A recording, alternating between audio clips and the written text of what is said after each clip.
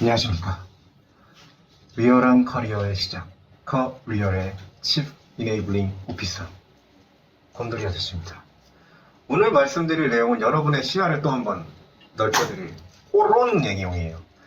어저께 올려드린 영상이 그런 거였잖아요. 그 국제관계로 알아본 그 부서 간의 알력 다툼, 회사 내 부서 간의 알력 다툼. 이거는 뭐 거의 뭐 확실해요. 네, 진짜로 확실한 거고.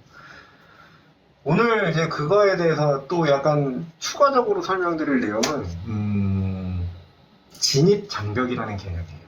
이거 뭐 경영학도라고 하신다면, 아니면 경영학에 대해서 조금이라도 알고 계시면 그냥 스킵하셔도 되고요. 그냥 구독과 좋아요만 누르고 스킵하시면 되고요. 그게 아니라면 한번 조금 들어보세요. 썰을 한번 풀어볼게요. 예전에 이제 저번 영상에서 말씀드렸듯이 일본 소부장 업체들이 그랬잖아요. 이제 그 우리 아모 형님, 이제 총 맞고 돌아가신 그분이 장렬하게 전사를 하신 그분이 어이씨 우리 소부장 업체들 한국에다 팔지 마 이렇게 됐잖아요. 그쵸? 그랬더니 어떻게 됐어? 한국 업체들이 잘 됐다. 야 그래 우리 거 쓰자. 그래가지고 우리나라가 소부장을 자립을 했죠. 어느 정도. 근데 만약에 자유시장이었다면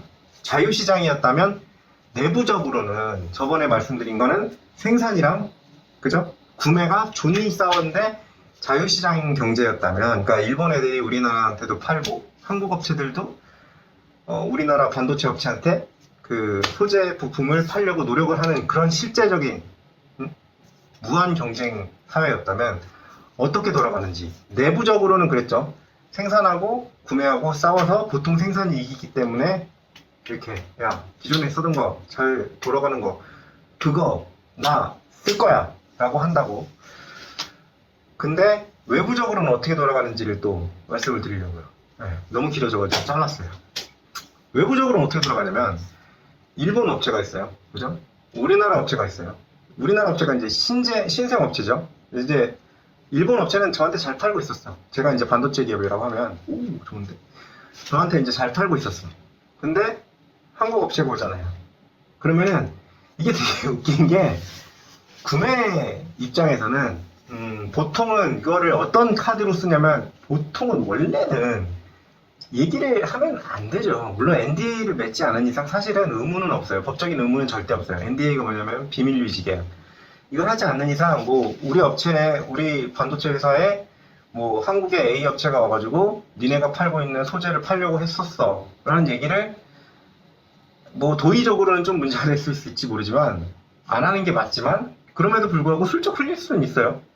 뭐 예전에 뭐 실제로 그렇게 쓰는 사람도 있고, A 업체가 와가지고 뭐 이랬다, 나카무라-상 이번 가격 협상 어떻게 생각하시냐, 이렇게 뭐 가격 협상할 때 그럴 수 있어요. 카드로 쓰는 거지. 그러면 이제 나카무라-상은 회사에 가서 이제 보고를 하는 거야. 이거 A 업체가 지금 한국의 A 업체가 우리가 팔고 있는 제품 지금 뭐 S사나 S사 둘 다 있으네. S사나 H사에 납품하려고 지금 찔러보고 있다더라. 이런 식으로 이제 영업 나카무라-상이 일본 본사에다 이제 보고를 하잖아요. 일본 본사에서 이제 머리를 탁 쓴 거지. 보통은 이렇게 돼. 이게 사실 진짜 모든 산업 분야에서 진짜 공통으로 일어나는 거예요. 그럼 어떻게 되냐면요. 물론 일본은 약간 특이해서 자기네들 제품을 차라리 엄청나게 좋게 만들어서 저기를 판다고 생각을 하지, 이거를 가격을 확 떨어뜨려 갖고 뭔가 해보려는 생각은 잘 안 하긴 하는데, 그럼에도 불구하고 뭐 A사의 소문을 들었더니 막 우리 거랑 순도가 비슷하더라고 이렇게 되면 걔네 입장에선 가장 강력한 무기는 가격이에요. 왜냐면은 걔네는 신규 진입자보다 가격이 보통은 유리하다고 보시면 돼요. 보통은. 물론 굉장히 여러 가지 변수가 있지만, 특히나 그리고 한국 같은 경우에는 그 운송비가 압도적으로 유리할 수 있지만, 그럼에도 불구하고 걔네는 오랫동안 공장을 돌리면서 노하우도 쌓였고 어떻게 하면 이 물질을 살 수 있는지 훨씬 더 많이 한단 말이지. 그거를 토대로 원가를 더 낮춰놨다면, 그쵸? 한국에 신규 진입한 A사보다는 원가가 낮을 가능성이 높아요. 그러면은 후려치는 거야. 가격을 후려쳐. 이렇게 되면 이제 그게 바로 진입장벽이에요. 보통 이걸로 많이 까고요. 그리고 하나는 기술이에요. 그러면 이제 보통은 가격을 쳐맞고 후발업체들이 죽어요. 보통은 이걸로 죽고요. 아니면 기술을 이제 존이 적극적으로 이용하는 게 특허나, 그죠? 실용시단 이런 걸 이용해서 너네 특허 침해했지, 일로 와봐, 니네 공정 한번 보자, 이렇게 되는 거야. 특허 또 이빠이 걸어놓거든. 그러면은 그 특허에 하나라도 걸리면 뒤지는 거야.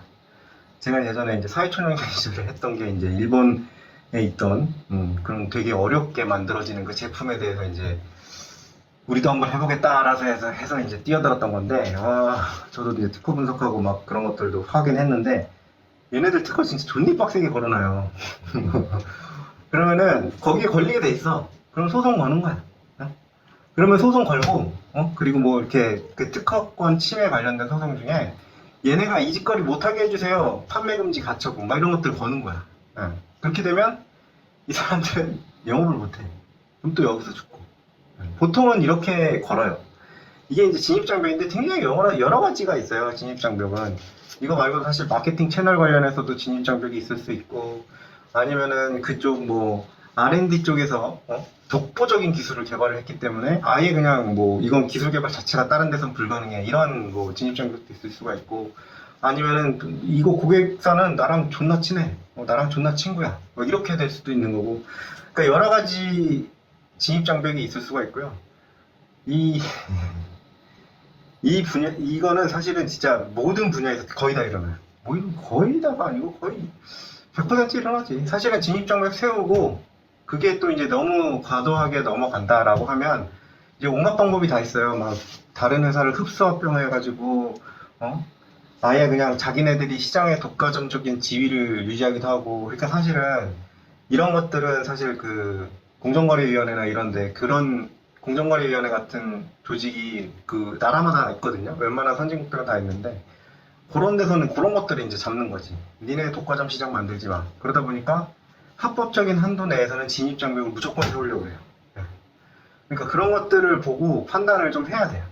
내가 들어가는 회사가 어떤 진입장벽을 세우는지, 어떻게 이 진입장벽을 유지하고 있는지, 얘네가 어떤 신규 진입자가 밀고 들어오면 후루룩 꺼져버릴 애들인지, 이런 것들이. 왜냐면 내가 뭐 예를 들면 입사를 했는데 1년 만에 망했어. 그러면은 좀 그렇잖아요. 나 갑자기 실업자가 또 되는 거 아니야. 그러니까 그런 것들을 분석을 해봐야 되고, 그리고 또 진입장벽에 대해서 생각을 해보시면 좀 말을 할 때도 그렇고 글을 쓸 때도 좀 더 깊이 있는 글을 쓸 수 있어요. 좀 더 깊이 있는 말을 할 수 있고, 너네는 이런 차별화된 경쟁력이 있더라, 이런 얘기도 할 수 있는 거.